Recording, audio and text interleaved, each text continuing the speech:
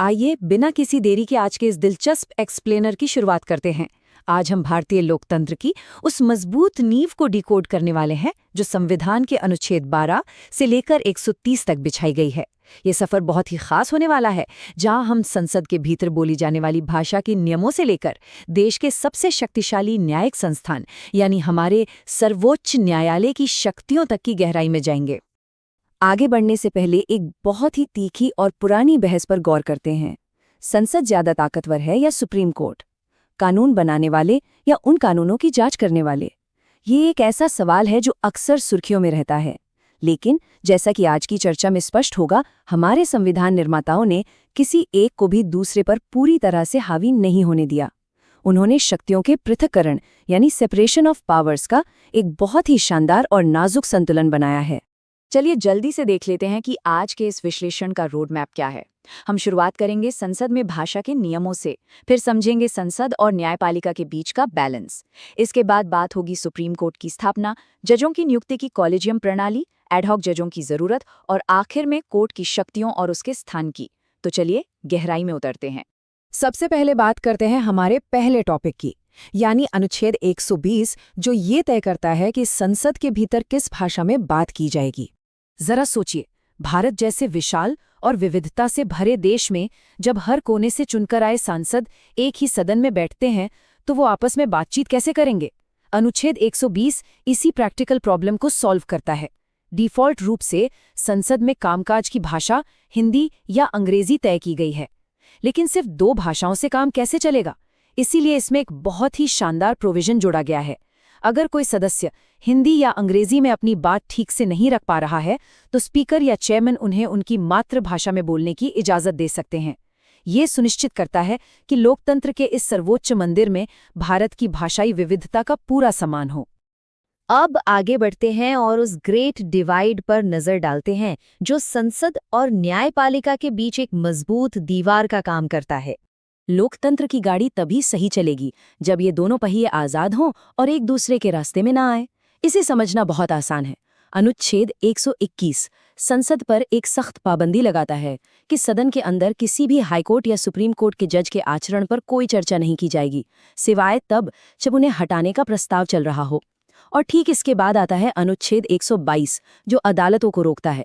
इसके तहत अदालतें संसद की किसी भी कार्यवाही या प्रक्रिया में दखल नहीं दे सकती या उसकी जांच नहीं कर सकती। इसे याद रखने की एक सिंपल ट्रिक है। 121 पहले आता है तो न्यायपालिका का बचाव पहले, और फिर 122 में संसद का बचाव। दोनों अपने अपने दायरे में एकदम स्वतंत्र हैं। इस बैलेंस को समझने के बाद आइए रुख करते हैं अनुच्छेद 124 का, जो हमारे देश की सबसे बड़ी अदालत की स्थापना का मार्ग प्रशस्त करता है। अब सुप्रीम कोर्ट का जज बनना कोई छोटी बात तो है नहीं। इसके लिए शर्तें बहुत ही सख्त और स्पष्ट हैं। अनुच्छेद 124 कहता है कि व्यक्ति का भारत का नागरिक होना तो अनिवार्य है ही, साथ ही या तो हाईकोर्ट में 5 साल तक जज रहने का अनुभव हो या फिर 10 साल तक हाईकोर्ट में वकालत की हो। लेकिन यहाँ एक बहुत ही दिलचस्प और कम जाना माना फैक्ट भी है।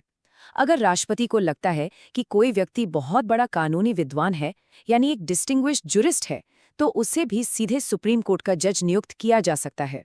हालांकि आज़ादी के बाद से आज तक इस विशेष प्रावधान का इस्तेमाल करके किसी भी अकादमिक विद्वान को जज नहीं बनाया गया है। अब आते हैं उस विषय पर जिसने पिछले कुछ दशकों में शायद सबसे ज्यादा सुर्खियां बटोरी हैं। आखिर इन टॉप जजों को नियुक्त कैसे किया जाता है? जजों की नियुक्ति की ये पूरी प्रक्रिया समय के साथ काफी विकसित हुई है। एक टाइमलाइन से ऐसे आसानी से समझते हैं। 1982 के फर्स्ट जजेस केस में कहा गया कि चीफ जस्टिस के परामर्श का मतलब उनकी पूरी सहमति होना नहीं है, लेकिन असली गेम चेंजर था 1993 का सेकंड जजेस केस, जहां से कॉलेजियम प्रणाली का जन्म हुआ। यहां तय हुआ कि मुख्य न्यायाधीश की राय को ही प्रमुखता दी जाएगी।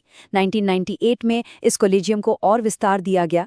फिर 2014-15 में एक बड़ा मोड़ तब आया जब सरकार ने NJAC यानी राष्ट्रीय न्यायिक नियुक्ति आयोग बनाया।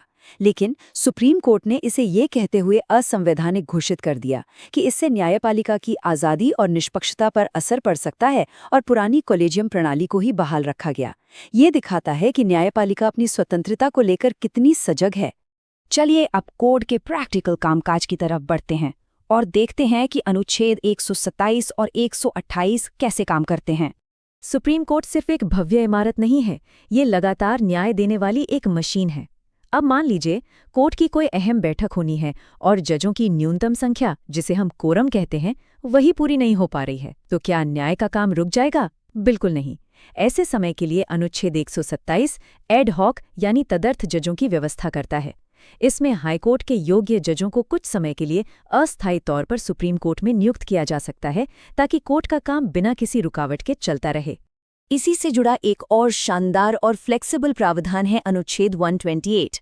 अगर कभी कोर्ट पर काम का बोझ अचानक बहुत ज्यादा बढ़ जाए तो मुख्य न्यायाधीश के पास ये पावर है कि वो राष्ट्रपति और संबंधित जज की मंजूरी लेकर सुप्रीम कोर्ट या हाईकोर्ट के किसी रिटायर्ड जज को वापस काम पर बुला सकते हैं। ये वाकई एक बेहतरीन तरीका है जिससे न्यायालय को अनुभवी जजों के अपार ज्ञान का फायदा मिलता है और पेंडिंग काम तेजी से निपटता है।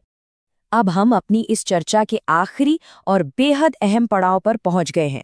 सर्वोच्च न्यायालय की शक्तियों और उसके स्थान के बारे में बात करते हैं।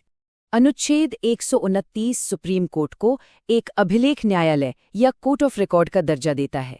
इसका मतलब सिर्फ ये नहीं है कि इसके सारे फैसले भविष्य के संदर्भ के लिए सुरक्षित रखे जाएंगे, बल्कि इसका सबसे पावरफुल मतलब ये है कि अदालत के पास कंटेम्प्ट ऑफ कोर्ट यानी अपनी अवमानना के लिए सजा देने की शक्ति है। अगर कोई अदालत के आदेशों की अनदेखी करता है या उसकी गरिमा को ठेस पहुंचाता है तो कोर्ट सीधे एक्शन ले सकता है। न्याय व्यवस्था का सम्मान और उसका दबदबा बनाए रखने के लिए ये बिल्कुल जरूरी है। और अब एक ऐसा सवाल जो शायद हम सबके मन में कभी न कभी जरूर आया होगा, क्या सुप्रीम कोर्ट सिर्फ दिल्ली में ही बैठ सकता है?